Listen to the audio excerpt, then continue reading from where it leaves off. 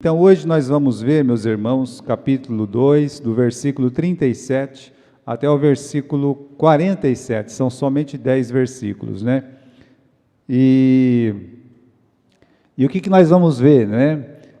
Nós vamos ver como é uma igreja bíblica. Porque igreja, meus irmãos, existem muitas igrejas. Só você abrir aí um templo, né? Você vai lá, aluga um prédio, ou você compra um prédio, ou você constrói um prédio, e aí você pode colocar uma placa, igreja, tá? Você pode fazer isso aí. Ah, estamos numa igreja, tá bom. Mas como é uma igreja bíblica? Isso é diferente. Então, se nós queremos saber como é uma igreja bíblica, nós temos que perguntar para a Bíblia, né? Porque se é uma igreja bíblica, nós podemos perguntar para a Bíblia, a palavra de Deus. Se fosse uma igreja do mundo, então perguntaremos para o mundo. Mas se você quer saber como é uma igreja da Bíblia, como foi a primeira igreja, então esses 10 versículos têm muito, mas muito mesmo para nos ensinar. Então vamos a partir do versículo 37, tá? E ouvindo eles isto, compungiram-se em seu coração e perguntaram a Pedro e aos demais apóstolos: que faremos, varões e irmãos? E disse-lhe Pedro: arrependei-vos e cada um de vós seja batizados em nome de Jesus Cristo, para perdão dos pecados, e recebereis o dom do Espírito Santo. Porque a promessa vos diz respeito a vós, a vossos filhos, e a todos que estão longe, a tantos quanto Deus nosso Senhor chamar. E com muitas outras palavras, isto testificava e os exortava, dizendo: salvai-vos desta geração perversa. De sorte que foram batizados os que de bom grado receberam a sua palavra, e naquele dia agregaram-se quase 3.000 almas, e perseveraram na doutrina dos apóstolos, na comunhão, e no partir do pão, e nas orações.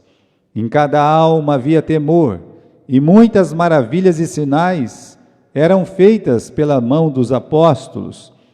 Todos os que criam estavam juntos e tinham tudo em comum.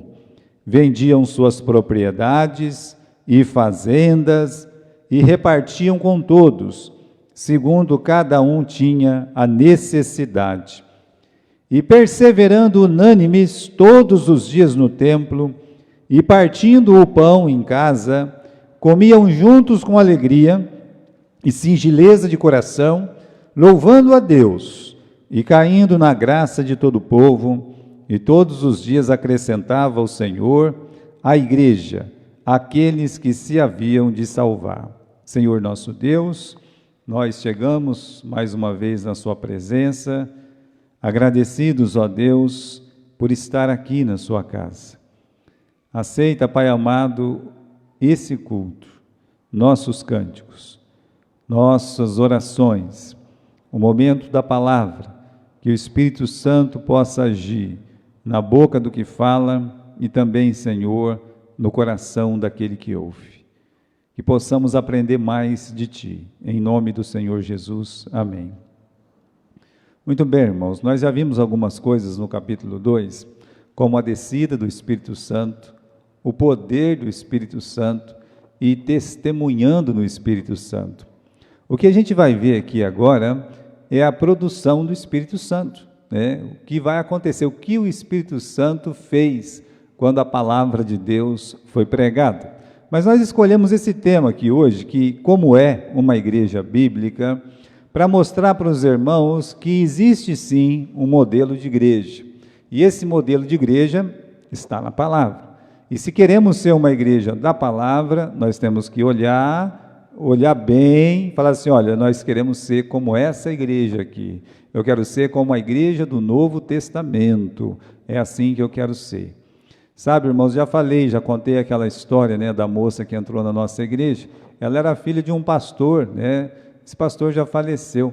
Mas ela entrou aqui, né? Não tinha quase ninguém na igreja. Quando ela foi embora, na outra semana, o irmão que trouxe ela disse: ela não gostou muito não, né? Porque ela disse que ela entrou numa igreja que parecia que era de 500 anos atrás. E hoje eu fico pensando, fico triste, né? Não é porque ela disse 500 anos atrás, porque, olha, nós estamos falando de uma igreja aqui, no capítulo 2, de 2000 anos atrás. Então a nossa igreja não tem que parecer com a igreja de 500 anos atrás. A nossa igreja tem que parecer com essa igreja, de 2000 anos atrás. E aí ela vai ser uma igreja bíblica. Você nunca tenha inveja, nunca tenha ciúmes de ver uma igreja por aí, achar que aquela igreja queria ser que nem aquela igreja. Tem que ver se aquela igreja está dentro do padrão bíblico. Então, como é que é uma igreja bíblica? Primeira coisa que a gente vê, e aqui no versículo 37, que ela é composta por pessoas que têm convicção do pecado. Esse aqui é o pontapé inicial mesmo de qualquer igreja. Pessoas que têm convicção do pecado. Nós vimos que o Pedro fez uma mensagem linda, a partir do versículo 14 até o versículo 36.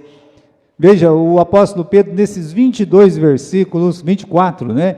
Ele trata de como Jesus chega ao mundo para salvar os nossos pecados, seus ensinos, a sua morte vicária, a salvação. Meus irmãos, ele faz assim um documentário completo. A mensagem dele é sobre Jesus. E assim que ele fala sobre Jesus, acontece uma convicção de pecado. Olha o versículo 37. Ouvindo eles, aquela grande multidão, né? Compungiram-se em seu coração. Olha, a palavra compungir aqui, no original, é como se a pessoa levasse uma facada no coração. Esse é uma guilhoada, sabe? Uma ferroada. Então a palavra aqui é tão forte que somente o Espírito Santo pode produzir aquilo que o original traz para nós. Quando fala assim que compungiram em seu coração, quer dizer que houve uma penetração profunda no coração deles da palavra de Deus. E tinha que traduzir com alguma palavra, e a palavra que foi traduzida para nós aqui no português é compungiram-se, né? Ou foram tocados, e eles disseram assim no final do versículo 37, que faremos, irmãos? Eles ouviram, irmãos, a palavra de Deus, ouviram sobre Jesus, e eles foram tão profundamente tocados que eles chegaram nessa pergunta: e agora? O que nós vamos fazer? Né? Nós somos culpados, só o Espírito Santo pode produzir isso. E aí o apóstolo Pedro, no versículo 38, usa essa palavra. Que fazer? Então ele diz, primeiro, arrependei-vos. Uma igreja bíblica, ela é composta por pessoas que têm convicção de pecado. Convicção de pecado leva ao arrependimento, o arrependimento bíblico. Lembra que arrependimento sempre significa uma mudança, né? É aquela mudança que vem de dentro para fora, não é uma mudança de fora para dentro. A palavra arrependimento, ela quer dizer, no original, metanoia. Meta é além, noia é mente. Então, quer dizer, é uma coisa, meus irmãos, que transforma a nossa mente, o nosso interior, o nosso coração. Por isso aqui, quando ele diz arrependei-vos, ele fala, vocês precisam mudar, vocês precisam ser transformados. Isso significa, na prática, que eu vou começar a pensar diferente sobre Jesus, sobre a palavra de Deus. Eu tenho um pensamento sobre Jesus, um pensamento histórico, mas aí o arrependimento me leva a um pensamento de fé. O que ele fez, por que ele fez, né? E o que me leva, quer dizer, o que pode produzir o que ele fez para mim? Quer dizer, a salvação que nós encontramos em Jesus Cristo. Nós passamos a pensar diferente sobre o nosso ser. Como Pedro, que perto de Jesus disse, Senhor, afasta-te de mim, porque eu sou um homem pecador. então ele passa a pensar diferente sobre Deus, sobre Jesus, sobre si mesmo, necessidade de mudança e aquela entrega. Essa entrega, meus irmãos, está aqui, olha, Senhor Jesus, entre na minha vida e transforme o meu ser, não é? Então você tem uma transformação, e essa transformação vem com essa decisão. O arrependimento leva uma mudança, essa mudança vai levar você a uma confissão. Qual confissão? Entregue a sua vida para Jesus. Senhor Jesus, vem morar dentro do meu coração. O arrependimento leva a isso. Por isso fala que eles foram compungidos. Se você sentir essa facada do Espírito Santo, esse toque do Espírito Santo, então você vai entender o que eu estou dizendo. Se você já sentiu, então isso não é novidade para você, é só uma confirmação que um dia o Espírito Santo te tocou de um jeito que você foi compungido, ou seja, você realmente foi atingido lá por dentro pela palavra de Deus. E outra coisa, a igreja, ela é composta por pessoas que vão dar o primeiro passo de obediência. Como assim? Veja o versículo 38, né? Primeiramente, irmãos, Pedro diz, arrependei-vos, mas depois ele disse, e cada um de vós seja batizados. O que fazer depois de crer em Jesus Cristo? Eu já entreguei a minha vida para Jesus. Bem, você já entregou, qual é o primeiro passo de obediência? Ser batizado. Para fazer parte da igreja, a pessoa precisa ser batizada. Olha, meus irmãos, ninguém vai fazer parte de uma igreja se primeiro ela não for batizada. Você tem aqui no versículo 41, que de sorte que foram batizados os que de bom grado receberam a sua palavra. Então, primeiro eles receberam a palavra, segundo, eles creram na palavra, porque foram compungidos, terceiro, eles foram batizados, e aí, por fim, final do versículo 41, é dito que eles foram agregados. Por isso, meus irmãos, a igreja é uma congregação, com quer dizer junto, né? É um ajuntamento de pessoas salvas. Essa pessoa salva, ela é ajuntada a esse corpo depois do batismo. Não é uma coisa nova, não é uma invenção da igreja. Veja só, o batismo é tão importante, mas tão importante, que Jesus foi batizado. Não é importante para você ser salvo. Não é isso. É importante no seu testemunho público. A palavra de Deus ensina isso. Jesus foi batizado para dar um testemunho público do que ele ia fazer por nós. Ele ia morrer, ser sepultado e ressuscitar. Nós somos batizados para dar um testemunho público, para dizer o que ele fez por nós, que ele morreu, que ele foi sepultado, que ele, meus irmãos, ressuscitou no terceiro dia. Agora, é uma decisão individual. Repare que o apóstolo Pedro, ele fala assim, não é? E disse-lhe Pedro, arrependei-vos e cada um de vós, versículo 38, cada um. Você só pode ser batizado por você. Você não pode ser batizado pelo seu irmão, pela sua avó, pela sua bisavó. E tem igrejas que ensinam isso. Olha, você tem que batizar por aquelas pessoas que já morreram lá atrás. Não, isso não é verdade. Isso não é prática cristã. E também você não pode pegar uma pessoa forçada, vem aqui e batiza, você não pode fazer isso. Você não pode pegar um nenê e batizar ela, porque ela não está recebendo de bom grado, tem que receber de bom grado, a pessoa tem que entender o que ela está fazendo. Nós temos uma frase aí, meus irmãos, né? Veja, pode pular mais uma, né? Mais uma, o batismo não salva uma pessoa, tá? Nunca esqueça isso, o batismo não salva, mas uma pessoa salva, quando ela é salva, ela vai querer ser batizada. Então ele não salva, mas o salvo, aquele que entregou a vida para Jesus, ele vai querer ser batizado. Pode voltar, né? O batismo, ele segue uma ordem, e essa ordem, meus irmãos, ela não pode ser negligenciada, né? Primeiro, que realmente a pessoa vai ser batizada, por quê? Porque Jesus mandou, né? Jesus mandou, é uma ordenança, só pode ser batizado quem é salvo. E por isso não batizamos nenê. Por isso nós não batizamos uma pessoa que não tenha plena convicção do seu pecado e que Cristo morreu para salvá-la. E que ela já entregou a vida para Jesus e tem consciência da sua salvação. Então é uma ordenança aos que creem, não é uma ordenança para a humanidade. Não é, olha, tá aqui, todos têm que ser batizados. Não, não. Só serão batizados os que creem em Jesus. É uma ordenança aos que creem, né? Tem uma forma certa de ser ministrado.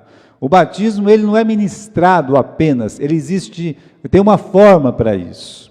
E quando a gente lê, né, até eu fiz um comentário essa semana, que o camarada escreveu assim: o batismo, ele é por imersão. É um erro dizer isso.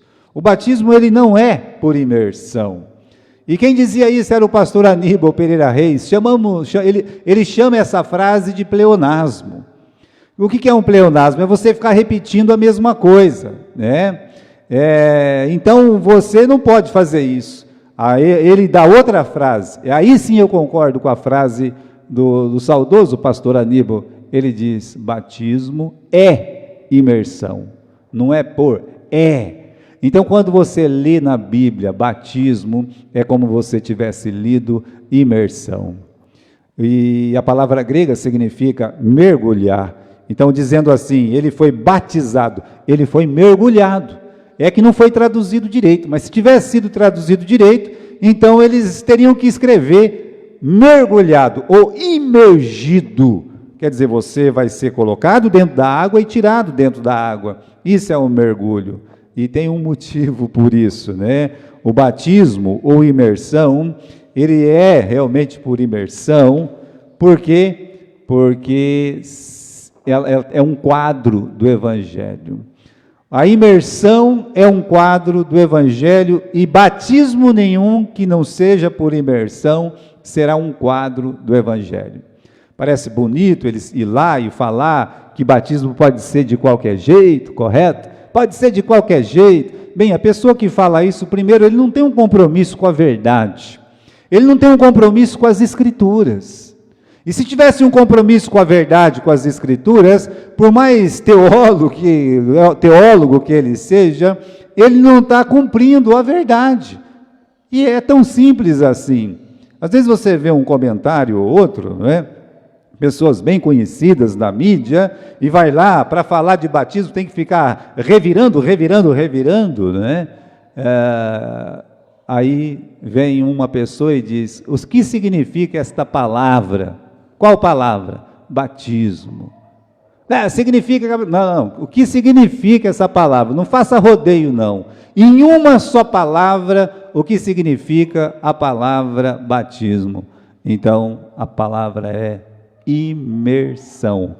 E tem um motivo. É um quadro do Evangelho. Um quadro. Você está dizendo com a sua vida: olha, Jesus... Quando você está tombando ali na água, você está dizendo: Jesus morreu por mim. Quando a água te cobre, você está dizendo: Jesus, ele foi sepultado. E quando você sai da água, você está dizendo: olha, Jesus ressuscitou no terceiro dia. Eu pergunto, como o batismo por aspersão ou por afusão vai simbolizar, vai ser um quadro do Evangelho? Não tem jeito. É como aquele pastor pedobatista que pediu para o filho dele, né? Morreu uma galinha lá, né? Morreu uma galinha no quintal e o pai disse: olha, meu filho, enterra essa galinha que já está fedendo aí, né? Aí o moleque foi lá e enterrou a galinha, né? Enterrou, né? No outro dia estava aquela carniça no quintal, né? E ninguém sabia o que estava acontecendo. O pai foi lá e disse: ei, meu filho, né? Eu não mandei você enterrar essa galinha? Eu não mandei você sepultar ela? E o menino disse: eu sepultei. Como você sepultou uma galinha aí fedendo aí, né? Eu fiz que nem o senhor faz no batismo. O senhor não fala que jogou uma aguinha? Eu joguei uma terrinha em cima dele, aí, né? Sepultei, tá? Não é assim que o senhor faz lá na igreja? Irmãos, sepultamento, para representar o sepultamento, só mergulhando. entende? Mostrando para o mundo, Jesus, ele foi sepultado, ele morreu mesmo, ele foi sepultado, e ele ressuscitou no terceiro dia. Então a gente não pode negligenciar o simbolismo do batismo, tudo tem um sentido. Eu acabei de dizer para vocês o sentido da ceia. Por que é importante o sentido da ceia? Para você nunca esquecer que o corpo de Cristo era imaculado, nunca esquecer a preciosidade do sangue do Senhor Jesus Cristo. Nada que Deus faz, Ele faz por um acaso. Sabe, quando Deus, Ele deu aquela ordenança de Moisés, você vai construir o tabernáculo, aí todo feliz, porque vai construir o tabernáculo, né? Então vamos construir, e se a gente fizesse uma torre assim, e se a gente colocasse esse outro material aqui, e se a gente enchesse de marfim lá, para ficar mais bonito, né? Uns mármore e tal, não, Deus olhou e disse, você vai fazer conforme eu mandar. E aí tudo que foi feito era exatamente como Deus queria que fizesse. Por que era importante? Porque o tabernáculo é a imagem do tabernáculo que está onde? Que está nos céus. Então, irmãos, quando Deus dá uma ordem, você não tem que ficar perguntando e remexendo, você tem que cumprir. Então, o batismo é imersão. Você quer obedecer? Vai lá e mergulha, né? Para mostrar que Jesus, ele morreu, foi sepultado e ele ressuscitou. Agora, irmãos, lembra também o que aconteceu conosco, né? Eu morri para o mundo e eu vou nascer para caminhar em novidade de vida. E isso o apóstolo Paulo ensina tão bem para nós, seja em Romanos, no capítulo 6, seja lá em 2 Coríntios, capítulo 5, tá bom? Então vamos lá, só para lembrar, né, nessa frase, o batismo não salva ninguém, mas uma pessoa salva, ela vai querer ser batizada. Continuando, irmãos, uma igreja bíblica cresce, mas ela não cresce de qualquer jeito. Uma igreja bíblica cresce com pessoas convertidas. Naquele dia, 3.000 pessoas se converteram. Eu considero esse crescimento maravilhoso. Coisas que só foi repetida naquelas concentrações missionárias do Billy Graham, sabe? Daquele outro pastor, né, que esqueci o nome dele agora, né, mas tinha um bom programa de televisão também, o Jimmy Swaggart. Então eles conseguiram realmente em multidões levar pessoas a Cristo e essas pessoas serem batizadas. Bom, graças a Deus que tiveram pessoas assim, que puderam fazer isso. E aí, meus irmãos, nós temos aqui no capítulo 2, esse poder do Espírito Santo agindo no coração das pessoas, essas pessoas entregando suas vidas para Jesus, e num só dia, no versículo 41, de bom grado eles receberam a palavra. Agora, um crescimento, não foi um crescer forçado, não foi um crescer de aparência, né? Lá não tinha uma placa na frente, venha fazer parte dessa grande família, né? Pode vir, né? Não importa quem você seja, você pode vir. Bom, você pode vir nos visitar, você pode vir, né? Mas o fato da pessoa vir e entrar aqui, ele não faz parte da igreja, né? Ele é um visitante, ele é um amigo do Evangelho, ele é um simpatizante da palavra de Deus, mas ele não é membro do corpo de Cristo, ele ainda não pode tomar a ceia do Senhor junto com o corpo de Cristo, porque ele é um visitante, ele tem que entender o que Jesus Cristo fez, ele tem que crer em Jesus primeiro. Então o que a gente vê hoje em muitas igrejas, principalmente aquelas megas igrejas, né, elas é um ajuntamento, sabe? É um ajuntamento grande, né? As pessoas acabam se escondendo no meio daquela grande multidão, se torna uma estatística, né? Como que é uma estatística? Morreram 500.000 pessoas de Covid, isso é uma estatística. Sabe quando nós sentimos?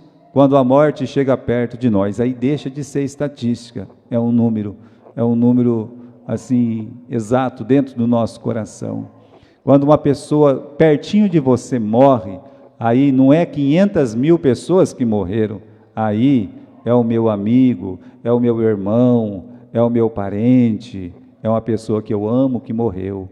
Então, irmãos, fazer parte da igreja não é você ser apenas um número no meio de tantos, é você realmente trazer aqui o seu coração, trazer aqui as suas mãos, os seus pés. Isso é diferente. Eles não estão ali por causa de um show. Havia um ajuntamento grande, um rebanhão, né? Olha que grande igreja, vem gente de tudo quanto é lado, olha que... Não, aquilo não é uma igreja, aquilo é um ajuntamento de pessoas que foram lá, não sabe se para dançar ou o que foi, mas eles estão ali. Agora, igreja é diferente. Nesse dia, o poder do Espírito Santo ajuntou quase 3.000 almas.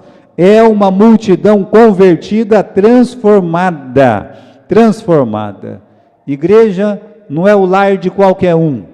Igreja é o lar dos salvos, daqueles que foram salvos e batizados. Aí eles fazem parte da igreja. Para fazer parte de uma igreja, é preciso crer em Jesus e ser batizado. Ok? Muito bem, vamos continuar. Será que essa mensagem teria sucesso hoje? Veja o versículo 40. Com muitas outras palavras, isto testificava, os exortava, dizendo: salvai-vos desta geração perversa. A palavra é forte. Você imagine um pregador olhando e pregando para aquelas pessoas, dizendo: salvai-vos dessa geração perversa, ou seja, imunda, incrédula, perdida, indo para o inferno. Bom, ninguém vai pregar assim hoje, eu acho, né? Por que não vai pregar assim hoje? Porque não pode, né?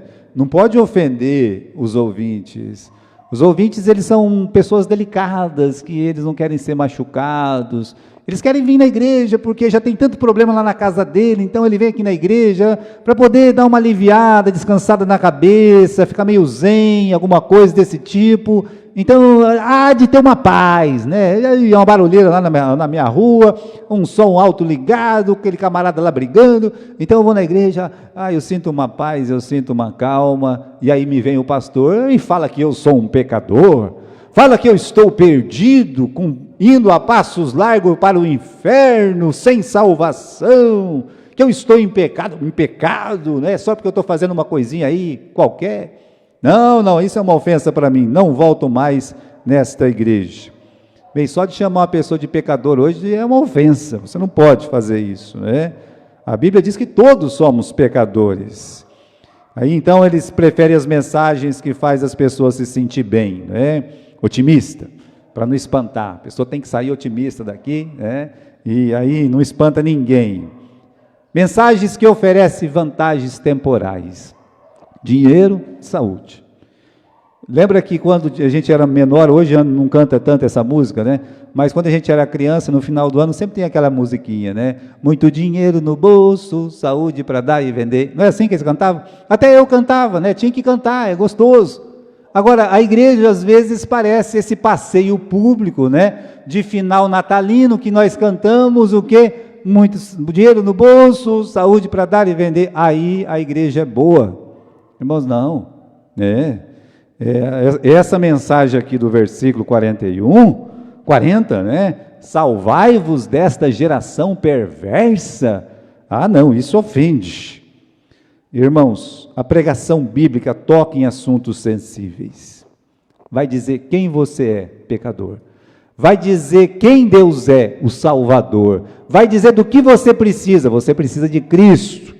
Vai mostrar para você o caminho da salvação, que é Cristo. Então, a mensagem bíblica toca em assuntos sensíveis. Uma outra coisa, no versículo 42, nós somos ensinados que uma igreja bíblica, ela faz o quê? Ela cultiva os seus membros. Cultiva? É isso mesmo, cultiva, né? As plantas, elas precisam ser cultivadas. Você vai lá, você planta, aí de repente parece uma formiguinha, você tem que dar um jeito de acabar com aquela formiguinha, né? Aí começa a ver umas pragas, assim, ser formiga, às vezes vai ter que tirar umas pedras, tá vendo? De repente cai um pé d'água, uma tempestade lá, quebra tudo a sua plantinha. Quer dizer, se você gosta da sua planta, você tem que cultivar ela. E dizem que, né, as plantas sentem, é claro que sente. Sabe por que as plantas sentem? Porque é um ser vivo, né? Então, todo ser vivo, ele sente de uma forma ou de outra, não como nós, que temos coração, que temos mente, mas um ser vivo, ele sente. Um cachorro, ele sente, um gato, ele sente. né? Não quer dizer que esses animais ou essas plantas têm alma, mas quer dizer que, de certa forma, são atingidos. Aquela pessoa ruim, a planta não vai para frente. Bom, não sei, porque eu não plantei, não sou aquela pessoa que planta muita coisa, não, né? Mas eu sei de uma coisa, que a pessoa que ama as plantas vão para frente. Por quê? Porque essa pessoa tem cuidado. Olha, irmãos, aqui o versículo 42 é o cultivo da igreja. Aí tem que ser cultivado, tem que ser tratado sempre. E como é que se cultiva, né? Então, aqui nós temos pelo menos 3 ou 4 coisas. Olha, doutrina, a comunhão, o partir do pão e as orações. Então, são 4 coisas aqui que nós chamamos o cultivo da igreja. Às vezes a pessoa fala, a igreja tem 5 propósitos. Olhando nesse versículo, as pessoas falam assim, a igreja tem 4 propósitos. Olha, meus irmãos, o propósito da igreja é glorificar Jesus Cristo. E nós temos que glorificar Jesus aprendendo a doutrina, tendo comunhão, partindo o pão, orando, pregando a palavra de Deus, vivendo uma vida santa. Então não é questão de 4, 5 ou 10, é a questão de que tudo que você fizer tem que fazer para a honra e a glória de Deus. Para isso precisa ser cultivado. Então uma igreja bíblica, segundo o versículo 42, eles perseveravam na doutrina. O que é doutrina? Aí uma pessoa pode falar que doutrina é o doxa, né, da igreja. E coisa. Não, de certa forma, né, você não precisa falar tão difícil assim, mas doutrinar é ensinar os novos convertidos o que a palavra de Deus diz a respeito de certos assuntos. É isso, doutrinar é isso. Doutrinar é você ensinar o que a Bíblia diz sobre a salvação, como uma pessoa é salva, né? Aí você, para deixar a coisa bem aprofundada, você escreve a soteriologia, não dá nem para falar, né? Não sabe se a pessoa está indo para a igreja ou está indo para o médico. Agora, é só dizer o que a Bíblia diz sobre salvação, o que a Bíblia diz sobre perdão, o que a Bíblia diz sobre a Trindade, né? A pessoa do Pai, do Filho e do Espírito Santo, o que a Bíblia diz sobre igreja. Então, irmãos, isso é doutrinar, não é uma coisa difícil. Você pega a Bíblia, vai lendo a Bíblia e fala, olha, aqui está escrito isso. Então, isso é doutrina. O que a Bíblia diz sobre pecado, o que a Bíblia diz sobre santificação, o que a Bíblia diz sobre o casamento. Muito bem, para isso é preciso ler a Bíblia, ler a palavra de Deus e aprender o que Deus diz sobre cada assunto. No sul dos Estados Unidos, os batistas têm um lema lá. Aliás, o sul dos Estados Unidos, outrora, era chamado de Cintobel, né? Porque era o cinturão bíblico. As pessoas realmente estudavam a Bíblia. E quando começava qualquer coisa, alguém levantava e dizia assim, a Bíblia falou isso? Não, então deixa. Se a Bíblia não fala isso, deixa, né? Só vamos discutir aquilo que a Bíblia diz. Então nós precisamos aprender o que Deus diz sobre cada assunto. Esse é o problema das igrejas não querer doutrinar. Porque quando nós aprendemos o que Deus diz sobre cada assunto, vai ter confronto. Vai ter o quê? Vai ter que ter mudança. Bem, se a igreja está errada em algum ponto, ela tem que ser confrontada e tem que mudar. Então é melhor não estudar doutrina. É melhor não perguntar o que Deus diz sobre esse assunto. Melhor deixar para lá, do que realmente fazer o que Deus diz, o que Deus manda. Então, é melhor só se reunir, como vamos cantar, a gente vai se sentir bem, a gente oferta aqui, e aí todo mundo tem aquele momento ágape e vai embora para casa, tudo, pronto, se sentir tão bem. Não.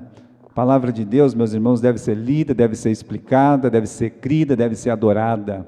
Eu leio, eu creio, eu adoro. Esse é o lema do nosso seminário, né? Eu leio, eu creio, eu adoro. Então, isso é uma frase, meus irmãos, do Macintosh, essa frase, né? Um estudioso da palavra de Deus, ele dizia, eu leio a palavra, eu creio na palavra, eu adoro quando eu creio, né? E aí nós acrescentamos, nós devemos cumprir aquilo que nós lemos e cremos. Agora, a segunda coisa, meus irmãos, é que eles, além de ter o momento da doutrina, eles tinham a comunhão, né? A comunhão é uma palavra até muito conhecida, né, do meio cristão. quando a gente fala de koinonia, palavra, tá ligado, sabe? Está juntos, né? A palavra é essa, comunhão é juntos, é você estar ligado um no outro, no amor de Cristo, é claro. É aquele relacionamento fraterno, fraterno significa irmão, por isso a igreja chama uns aos outros de irmãos, irmão Paulo, irmão Pedro, irmão João, certo? Então é assim, é um relacionamento fraterno, um relacionamento de irmão. Agora interessante é que comunhão foi traduzido, por exemplo, no livro de Romanos 15, 26, em 2 Coríntios 8, 4, Filipenses 1, 5, aí nós temos a palavra coleta, contribuir, partilhar. É interessante, não é? Que onde era para ser lido e traduzido comunhão, o Espírito Santo colocou partilha, o Espírito Santo colocou contribuição, ou seja, comunhão é você partilhar. E aí você tem aqui, irmãos, no versículo 44, todos os que criam estavam juntos, tinham tudo em comum, vendiam suas propriedades, fazendas, repartiam com todos, segundo cada um tinha necessidade. Então havia uma partilha segundo a necessidade. E é uma coisa que a igreja jamais pode parar de fazer. O quê? Suprir a necessidade uns dos outros. Eu louvo a Deus que apesar de toda essa crise, apesar de todos os problemas que tivemos na nossa igreja, nós temos uns irmãos aqui que eles ainda estão trabalhando muito nessa área da assistente social, né? Você tem aqui o Clodoaldo, você tem o Flávio, você tem o Mário, né? Você tem outros, eles estão trabalhando, eles sabem mais do que eu o que precisa ser feito e atendido nas famílias. Estou errado? É assim que funciona. E com a graça de Deus, meus irmãos, quando nós perdemos muitos irmãos, Deus começou a mandar de outros lugares, né? Só esse mês, uma pessoa ofertou 7 cestas básicas, é bastante, se a gente for pensar, 7 ou 9, agora tem que lembrar aqui. Por que ela fez isso, né? Ela já oferta, mas ela disse assim, vou dar um presente para minha filha, e a filha disse, mãe, não me dá presente não, porque eu tenho de tudo, né? A senhora vai sair aí de Marília? Não, eu tenho de tudo. Pega o valor e transforma em cesta e dá na igreja. Aí essa semana chegou mais cesta. Você imagina isso? É porque Deus, Ele quer que a igreja supra as necessidades uns dos outros. E nós temos que entender essa palavra comunhão, não somente de ficar junto aqui na igreja, entender ela biblicamente. Então, se você olhar, vamos comigo, no livro de Romanos, capítulo 15 e versículo 26. Vamos lá. Romanos 15, 26. Pareceu bem a Macedônia e a Acaia fazerem comunhão aos pobres. Você consegue ler comunhão aí? É até esquisito, né? A gente olhar e ler a palavra comunhão aqui, porque quando você lê no versículo 26, você não está lendo comunhão aí. Você está lendo o quê? Você está lendo uma outra palavra. Qual palavra? Coleta, não é? Contribuição. Então, mas a palavra aí é koinonia. Isso, meus irmãos, nos inspira a ajudar, a contribuir, a partilhar. Então, você lê, né, uma coleta para os pobres. Vamos ver um outro versículo, para que não fique dúvida. 2 Coríntios, capítulo 8 e versículo 4. Diz assim, pedindo a muitos rogos, a graça e a comunicação desse serviço que se fazia para com os salvos. A palavra comunicação deste serviço. Quando ele está falando essa frase aí, ele está dizendo assim, é koinonia. Eles estão pedindo com muitos rogos a graça, a koinonia para que os santos sejam atendidos. Na verdade, o Espírito Santo está dizendo que os irmãos em Cristo lá da Acaia, da Macedônia, eles queriam partilhar, eles queriam contribuir, eles queriam, meus irmãos, estar atendendo a necessidade. E uma outra palavra legal para koinonia se encontra em Filipenses capítulo 3 e versículo 10. Vamos lá? Filipenses capítulo 3 e versículo 10. Diz assim, para conhecê-lo e a virtude da sua ressurreição e a comunicação de suas aflições. Veja só, Aqui nós temos um outro sentido da palavra koinonia. Nós vimos que ela significa estar junto, né, esse relacionamento de irmão. Nós vimos que koinonia significa partilhar, contribuir. Agora você vê um outro sentido. Koinonia é você fazer o quê? É você comungar a aflição. É você estar junto nas aflições. E olha, nós estamos num tempo de comunhão, nós estamos num tempo de koinonia. Nós estamos num tempo aqui, irmãos, que nunca os irmãos precisaram tanto de comunicação em aflição. Toda semana na nossa igreja, e a nossa igreja não é grande, a nossa igreja é uma igreja pequena, mas todos os dias nós estamos tendo assim, todos os dias não, todas as semanas, uma ou outra família, ela está sendo atingida pela Covid. Na semana passada, nós tivemos aí o pastor Samuel, que é parente, é compadre aí, né, como no sentido lato do termo, do nosso irmão Gilberto Cardoso. Nós temos lá a família do Josué, todinha, meus irmãos, confinada. Eu acredito que foi o Mário, né? Foi o Mário ou foi o Flávio que teve que ir lá, não é, Flávio? Foi isso, então teve que comungar. Veja só, a família está em Covid, eles não têm parente nenhum aqui em Marília. O parente mais próximo deles fica a 5.000 quilômetros de Marília, 3.000 quilômetros, que é lá no Acre. Então, confinados, eles precisavam de alguém que comungasse, que partilhasse aquela aflição. Então, o irmão foi lá e comungou. E isso aí, meus irmãos, isso é koinonia. Você tem, a irmã Cássia está no hospital, então os irmãos se reúnem, vêm, vamos orar, é partilhar da aflição. Então, koinonia é uma palavra bonita, até para você fazer um curso, né? Fazer um curso de koinonia, vamos koinoniar, né? Não, está aqui, é comunhão, tá? É koinonia. Quando você partilha, seja o que você tem, seja da aflição de alguém, então, meus irmãos, você também está vivendo em koinonia. Agora, o partir do pão é o momento da ceia. Esse momento que nós tivemos hoje de manhã, antes do culto, que é a ceia do Senhor, esse é um momento que a igreja se junta para fazer uma lembrança. Ela, meus irmãos, ela em adoração, ela lembra o que Jesus Cristo fez, traz à memória a obra de Jesus.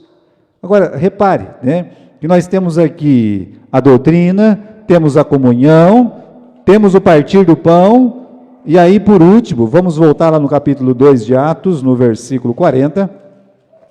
Atos, capítulo 2, versículo 42. 42. Perseveraram na doutrina dos apóstolos, na comunhão, no partir do pão, e aí ele fala, nas orações.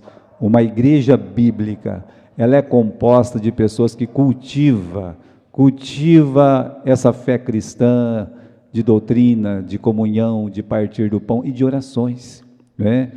É composta de irmãos que oram juntos. Oração não é obrigação, não é dever, é prazer. Quando você descobre o prazer de orar, fica diferente. Eu tenho que orar. Sim, meus irmãos, o dever de orar sempre sem esmorecer, mas lembra que Jesus tinha um prazer de falar com o Pai dele, tinha um prazer tão grande. Então, quando a oração se torna esse prazer de intimidade com o Pai, com o Filho, com o Espírito Santo, aí você vai ver que você não vai fazer isso mais como um dever, você vai ter prazer de fazer isso aí. A oração nos fortalece, nos encoraja. Jesus, ele se retirava praticamente todos os dias para ter esse momento com o Pai, porque ele precisava de força, né? Quando ele estava indo para a cruz, ele precisava de força, precisava de coragem. E onde ele vai buscar essa força e essa coragem? Ele se retira de todos, vai para o Getsêmani e até derrama grandes gotas de sangue, e ali ele encontra força e coragem para ser preso e ir para a cruz. Então, uma igreja que ora junto, ela se fortalece, é uma igreja forte, ela fica com coragem. A oração move o poder de Deus, para agir em nós e para ajudar outras pessoas. Então, para agir na tua vida, você está orando, Deus vai agir na tua vida. Você vai ter resposta da sua oração. Nem sempre a resposta é a que você espera, mas é a resposta que é melhor para você, que Deus vai te dar para a sua vida. O Espírito Santo vai agir. E também o Espírito Santo vai agir, porque você está orando por alguém, você está orando pela sua família, você está orando pelos seus filhos, você está orando pelos seus amigos, pelos seus parentes, pelos doentes hoje. Bem, o Espírito Santo, ele move o agir de Deus. Então vamos continuar, não é? Uma igreja bíblica não é uma igreja de fim de semana. Uma igreja bíblica é uma igreja diária. Olha lá, versículo 46. E perseverando juntos todos os dias no templo, todos os dias, mostrando para nós que a igreja não é igreja de fim de semana. Só me lembro dos irmãos domingo, só leio a Bíblia ou oro a Deus se eu estiver na igreja aos domingos. A igreja não é uma igreja domingueira, de final de semana, de sábado, domingo. Não é nem sabatista, nem dominguista, tá? A igreja, ela é diária, todos os dias. É preciso ser igreja todos os dias. Todos os dias, meus irmãos, o Espírito Santo tem que compungir o nosso coração. Todos os dias temos que anunciar o Evangelho. Todos os dias é dia de comunhão, de partilhar bênçãos e aflições. Todo dia é dia de orar, de conversar com Deus, se puder estar junto com outro irmão e orar também. Então, a igreja não é uma igreja de fim de semana, é uma igreja diária. E aí, irmãos, finalmente, a igreja bíblica é uma igreja impactante.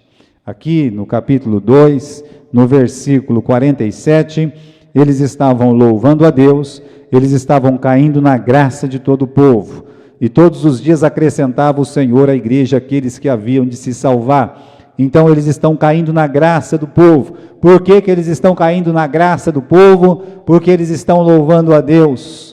Estão louvando a Deus das formas que nós vimos no versículo 42, no versículo 43. Então, você tem, mas também os apóstolos fizeram maravilhas, com certeza, né? Não foram poucas não, foi um dom especial, isso realmente chamou a atenção de muitas pessoas, não há dúvida, meus irmãos, mas o impacto não foi por causa do milagre, o impacto, você pode olhar no versículo 47, que foi porque eles louvavam a Deus, louvando a Deus e caindo na graça de todo o povo, aquela alegria, aquele ajuntamento, aquela igreja, então aquele ajuntamento santo, dos santos, aquilo ali, as pessoas ficavam admiradas de ver a comunhão daquelas pessoas, havia temor por Deus, uma visível comunhão, havia alegria contagiante, né? Não importa o tamanho da igreja, ela tem que ser feliz, ela tem que ser contente, havia uma generosidade, uma singeleza de coração. Qual que é o resultado de tudo isso? Final do versículo 47, o mover, o agir do Espírito Santo.